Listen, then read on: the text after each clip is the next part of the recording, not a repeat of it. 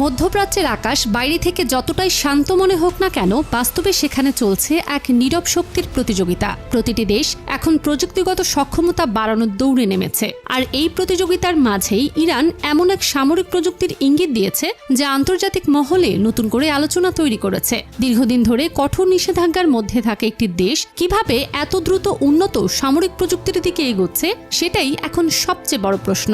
বহু বছর ধরেই মধ্যপ্রাচ্যে আকাশশক্তির দিক থেকে ইসরায়েলকে অন্যতম শক্তিশালী দেশ হিসেবে দেখা হয়। বিশেষ করে যুক্তরাষ্ট্রের তৈরি অত্যাধুনিক F-35 স্টেলথ যুদ্ধবিমান পাবার পর তাদের সামরিক সক্ষমতা আরও বেড়েছে।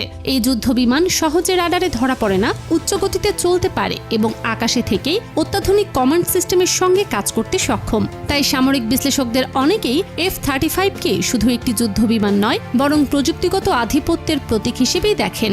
ইরানও বুঝতে পেরেছিল ভবিষ্যতের যে কোনো সংঘাত মোকাবেলায় শুধু প্রচলিত অস্ত্র যথেষ্ট নয়, নিজেদের নিরাপত্তা শক্তিশালী করতে হলে উন্নত প্রযুক্তিতে স্বয়ংসম্পূর্ণ হওয়া জরুরি। আর সেই লক্ষ্য থেকেই তারা দীর্ঘদিন ধরে গোপনে বিভিন্ন সামরিক গবেষণা চালিয়ে আসছে। সম্প্রতি প্রকাশিত তাদের নতুন হাই স্পিড জেট প্রকল্প সেই চেষ্টারই বড় উদাহরণ হিসেবে দেখা হচ্ছে। এই জেট নিয়ে সবচেয়ে বেশি আলোচনা হচ্ছে এর সম্ভাব্য গতি নিয়ে। বিভিন্ন সামরিক সূত্রের দাবি, পরীক্ষামূলক এই জেট ঘন্টায় প্রায় 4300 কিলোমিটারের বেশি গতিতে চলতে সক্ষম হতে পারে। পরীক্ষামূলক উড্ডয়নের কিছু ফুটেজ প্রকাশের পর অনেক বিশেষজ্ঞই বিস্ময় প্রকাশ করেন, কারণ এমন উচ্চগতির প্রযুক্তি তৈরি করা শুধু অর্থের বিষয় নয়, এর জন্য দরকার বহু বছরের গবেষণা, অত্যাধুনিক ইঞ্জিন প্রযুক্তি এবং তাপ সহনশীল বিশেষ উপকরণ। বিশেষ করে এই জেটের ইঞ্জিন এখন আন্তর্জাতিক বিশ্লেষকদের আলোচনার কেন্দ্রে। অনেকের ধারণা, এত উন্নত প্রযুক্তি একা তৈরি করা ইরানের জন্য সহজ ছিল না। তাই কেউ কেউ মনে করছেন এর পেছনে রাশিয়ার প্রযুক্তিগত সহায়তা থাকতে পারে, কারণ সুপারসনিক ও উচ্চগতির সামরিক প্রযুক্তিতে রাশিয়াকে বিশ্বের অন্যতম শক্তিশালী দেশ হিসেবে বিবেচনা করা হয়। সাম্প্রতিক সময়ে ইরান ও রাশিয়ার ঘনিষ্ঠ সামরিক সম্পর্ক এই আলোচনাকে আরও জোরালো করেছে। ইরানের সামরিক প্রকল্পগুলোর একটি বড় বৈশিষ্ট্য হল গোপনীয়তা। দেশটি সাধারণত তাদের গবেষণা কার্যক্রম খুব সীমিত পরিসরে পরিচালনা করে,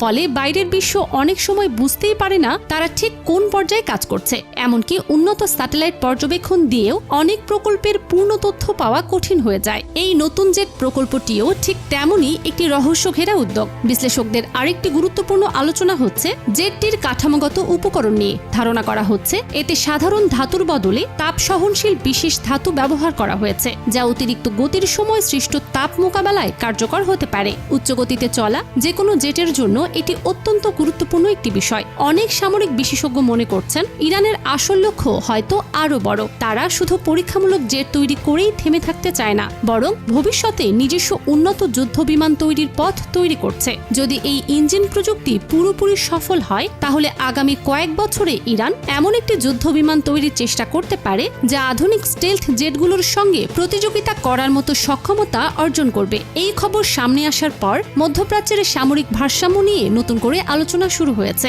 এতদিন আকাশ শক্তিতে ইসরায়েলের প্রাধান্য নিয়ে খুব বেশি প্রশ্ন ছিল না, কিন্তু এখন যদি ইরান দ্রুত নিজেদের প্রযুক্তি আরও উন্নত করতে পারে, তাহলে ভবিষ্যতে সেই শক্তির সমীকরণ বদলে যেতে পারে। বর্তমানে পুরো বিশ্ব অপেক্ষা করছে ইরানের পরবর্তী পদক্ষেপ দেখার জন্য। তারা কি সত্যিই নিজেদের আধুনিক যুদ্ধবিমান তৈরি করতে পারবে? তারা কি স্টেলথ প্রযুক্তির কাছাকাছি কোনো সক্ষমতা অর্জন করবে, নাকি এটি শুধু একটি পরীক্ষামূলক প্রদর্শন? এইসব প্রশ্নের স্পষ্ট উত্তর এখনো মেলেনি। তবে একটি বিষয় পরিষ্কার, ইরানকে এখন আর আগের মতো হালকাভাবে দেখছে না অনেক দেশ। সাম্প্রতিক সময়ে তাদের ক্ষেপণাস্ত্র প্রযুক্তিতে উল্লেখযোগ্য অগ্রগতি দেখা গেছে। আর সেই আলোচনা শেষ হবার আগে নতুন এই সুপারসনিক জেট প্রযুক্তি আন্তর্জাতিক মনোযোগ কেড়ে নিয়েছে। যদিও রাশিয়া এ বিষয়ে প্রকাশ্য কোনো মন্তব্য করেনি, তবুও আন্তর্জাতিক বিশ্লেষকদের একাংশ মনে করছেন সাম্প্রতিক সামরিক সহযোগিতার কারণে ইরান হয়তো কিছু গুরুত্বপূর্ণ প্রযুক্তিগত সহায়তা পেয়ে থাকতে পারে। আর যদি এই ধারণা সত্যি হয়, তাহলে ভবিষ্যতে মধ্যপ্রাচ্যের সামরিক ভারসাম্যে বড় ধরনের পরিবর্তন দেখা যেতে পারে।